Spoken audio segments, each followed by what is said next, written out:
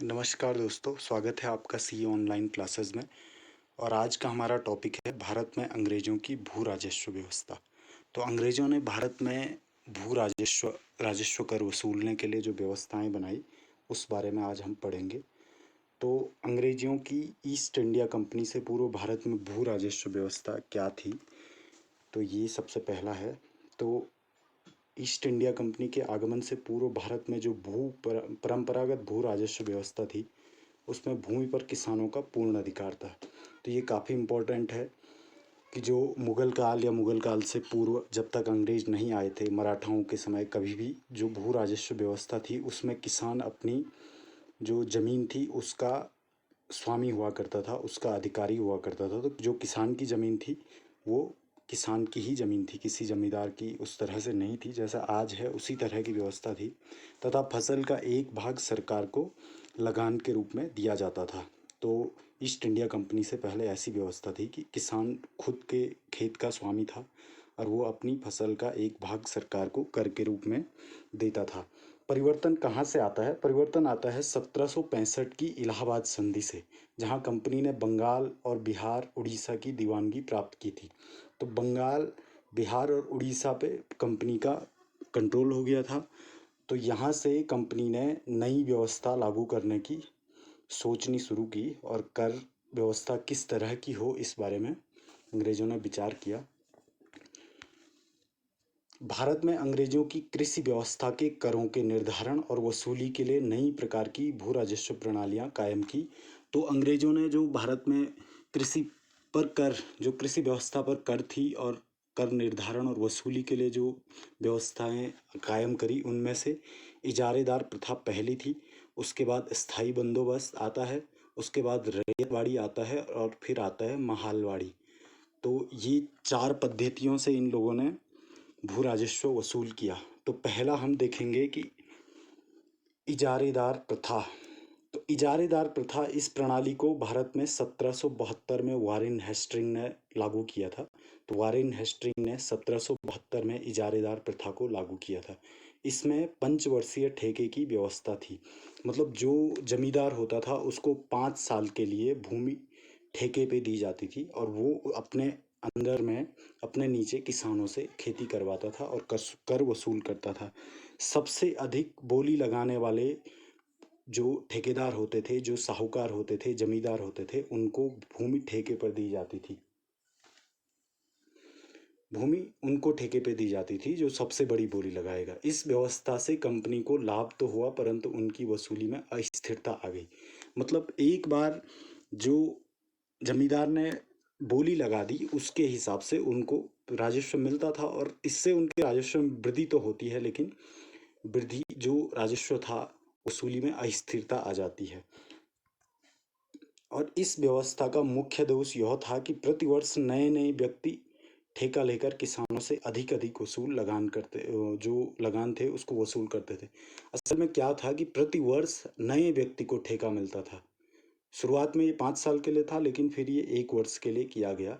1777 में पंचवर्षीय ठेके की जगह ठेके की अवधि 1 वर्ष कर दी गई। मतलब हर साल बोली लगेगी, हर साल साहूकार बदल सकता था अगर कोई दूसरा साहूकार बोली ज़्यादा लगा देता है। तो इससे साहूकार अपना फ़ायदा निकालने के लिए किसानों से बहुत ज़्यादा लगान वसूल करते थे, मनमानी करते थे। और इसमें साहूकार और जो अंग्रेज हुकूमत थी उनको तो फ़ायदा हुआ, लेकिन किसानों को बहुत नुकसान हुआ और किसान गरीब होते चले गए। इजारीदार प्रथा के बाद दूसरा जो व्यवस्था आती है उसे स्थायी बंदोबस्त कहा गया। और स्थायी बंदोबस्त को जमींदारी व्यवस्था या इस्तमरारी व्यवस्था भी कहा गया। तो स्थायी बंदोबस्त आता है 1793 में। लॉर्ड कॉर्नवालिस लॉर्ड कॉर्नवालिस ने 1793 में स्थायी बंदोबस्त को लागू किया भू राजस्व के प्रबंधन के लिए।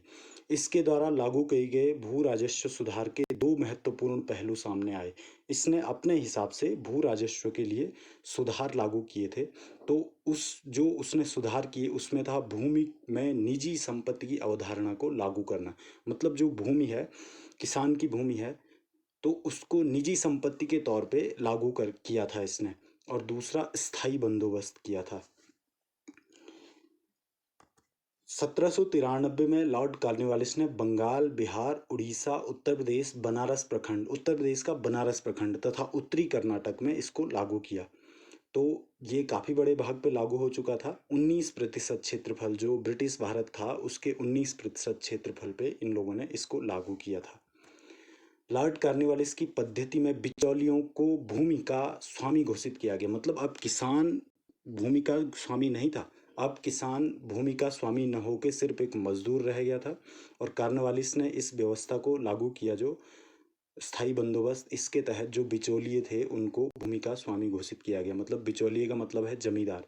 स्वतंत्र किसानों को अधीनस्थ रैयत के रूप में परिवर्तित किया गया। मतलब जो पहले किसान स्वतंत्र थे उनको अधीनस्थ रैयत के रूप में रैयत के रूप में परिवर्तित कर दिया गया। सामुदायिक संपत्ति को जमींदारों के निजी स्वामित्व में रखा गया। जो सामुदायिक संपत्ति थी, सार्वजनिक संपत्ति थी, उसको जमींदारों के निजी स्वामित्व में रखा गया। मतलब जमींदार उसका स्वामी हो गया। भूमि को विक्रय योग्य बना दिया गया। मतलब भूमि को एक विक्रय योग्य संपत्ति के रूप में इन लोगों ने इस स्थायी बंदोबस्त में इंट्रोड्यूस किया। मतलब अब भूमि का विक्रय किया जा सकता था। भूमि पर उनका अधिकार पैतृक एवं हस्तांतरणीय हो गया। मतलब अगर किसी का बाप जमींदार है तो उसका बेटा भी जमींदार होगा। इस तरह से ये आगे बढ़ता चला गया। जमींदारों को किसानों से वसूले गए भू राजस्व की कुल रकम का 10/11 भाग कंपनी को देना होता था और 1/11 भाग स्वयं रखना होता था। मतलब इसमें जो स्थायी बंदोबस्त था, इसमें जो जमींदार था और जो ब्रिटिश ईस्ट इंडिया कंपनी थी उनके बीच एक समझौता था कि जो राजस्व वसूल किया जाएगा उसका 10/11% कंपनी को दिया जाएगा और 1/11% स्वयं जमींदार रखेगा। मतलब ये म्यूचुअल पार्टनरशिप थी इनके बीच। इस व्यवस्था से कंपनी की आय में बहुत वृद्धि होती है। कंपनी को काफ़ी फायदा होता है इस व्यवस्था से। इस व्यवस्था में सबसे अधिक हानि किसानों को हुई क्योंकि किसानों से भूमि का अधिकार चला गया और जो जमींदार थे वो मनमानी भी करते थे। इससे उनके भूमि संबंधी अन्य परंपरागत अधिकार छिन गए और वो केवल खेती हर मजदूर बनकर रह गए। जैसे कि मैंने पहले भी कहा कि वो सिर्फ मजदूर बनकर रह गए। मतलब खेतों में काम करने वाले, साहूकारों के लिए काम करने वाले मजदूर बनकर रह गए। स्थायी बंदोबस्त ने कालांतर में राष्ट्रीय स्वतंत्रता संग्राम में भी, जो राष्ट्रीय स्वतंत्रता संघर्ष हुआ, उसको भी बहुत हानि पहुंचाई क्योंकि जो जमींदार थे वो अंग्रेजों के भक्त हो गए थे। वो अंग्रेजों के ही हिसाब से चलते थे। उन्होंने राष्ट्रवादियों के खिलाफ अंग्रेजों का साथ दिया। तो इस व्यवस्था में सबसे ज़्यादा हानि किसानों को हुई और देश की जो राष्ट्रीय आंदोलन था उसको भी काफ़ी हानि होती है इस व्यवस्था में। तो जो आपके जमींदार थे वो अंग्रेजों के, एक तरफ से अंग्रेजों के पिट्ठू थे। वो जो जिस तरह से अंग्रेज उनसे करवाएं वो उस तरह से करते थे और वो राष्ट्रवादियों के खिलाफ साजिश करने में भी अंग्रेजों का साथ देते थे। इसके बाद जो स्थायी बंदोबस्त है, इसके बाद रैयतवाड़ी व्यवस्था लागू की जाती है। और रैयतवाड़ी व्यवस्था तत्कालीन गवर्नर था जो मद्रास का, टॉमस मुनरो। तो टॉमस मुनरो ने 1820 में प्रारंभ की थी। तो 1820 से 1827 तक टॉमस मुनरो मद्रास का गवर्नर था और उसने रैयतवाड़ी व्यवस्था शुरू की थी। इसका जो मूल सूत्रधार था इस व्यवस्था का वो टॉमस मुनरो और कैप्टन रीड था।